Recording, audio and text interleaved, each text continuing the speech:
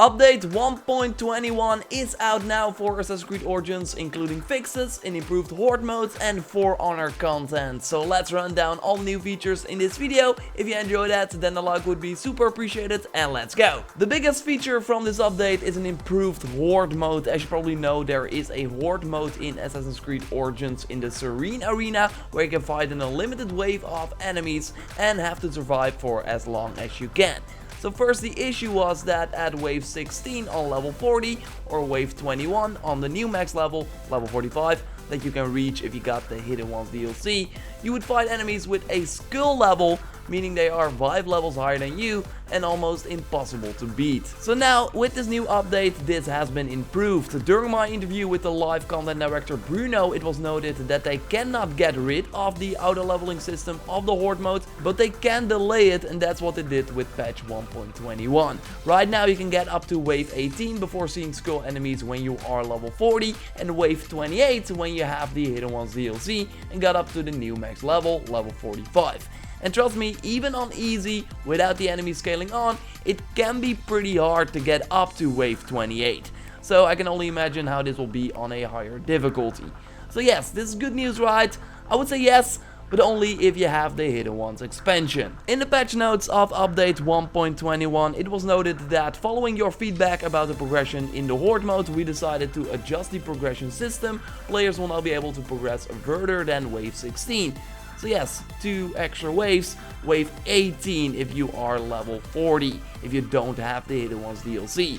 While with the Hidden Ones DLC, if you are on level 45, you can complete 7 more waves before you see the skull enemies again. So how did they improve it? Well, pretty easy. They did not increase the level of the enemies after 1 wave, but after 2 waves. So you'll be fighting enemies on the same level for 2 waves now instead of 1.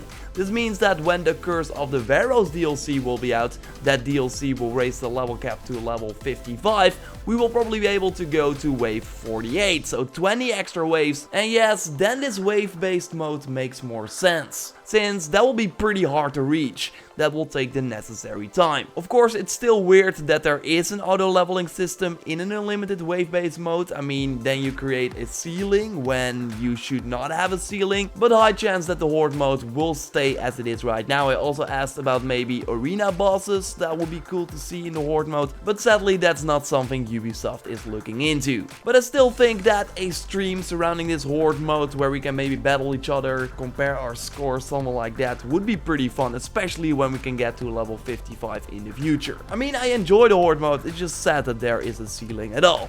Oh, and by the way, as you see here, the new Tooth of Sobek Heavy Blade is really a beast in the Horde mode. And that's of course because of the legendary perk. I'm going in depth on all the stats in a recent video, so totally check it out if you haven't already by clicking on the screen. Another big addition is the fact that the For Honor weapons that will be added to the Helix store will be available in the Heka chest thanks to this patch as well. So you can test your luck at opening these boxes for in-game money to get these items. There will also be a For Honor outfit from the Warden in the Ubisoft Club section of the game, available for Ubisoft Club points, so totally check that out. I will go in depth on these weapons and the outfits soon, so keep an eye out on the channel for that. So there is more, some fixes for the base game as well. We got improved playable character animations, fixes for animal taming, where animals could not be tamed in deep water, and also where predator attacks were not granting XP when it was completed using animal taming. Also interesting is that they fixed an issue where NPCs wanted to drive your chariot. And speaking of mounts, sometimes the unique camel would not spawn, and that issue should also be resolved right now.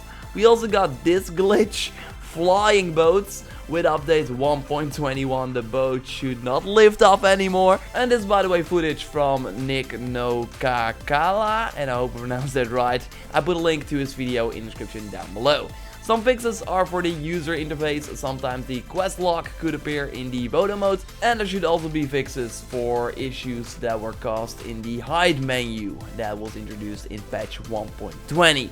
Some other fixes are for people with an HDR TV. While not giving any specifics, some visual updates have been made according to Ubisoft, and also fixes for the Hidden Ones DLC, mostly for quests and the fact that the Hidden Ones bureau icon could sometimes appear in different spots. So yes, compared to other patches from Assassin's Creed Origins, this update is not as exciting, but remember that this is the second patch of the month and also patch 1.21, while other updates have been 1.20 or 1.10, and that of course like kinda indicates that yes, indeed this is a bigger patch. But it doesn't mean that there will probably be not any secret changes in 1.21.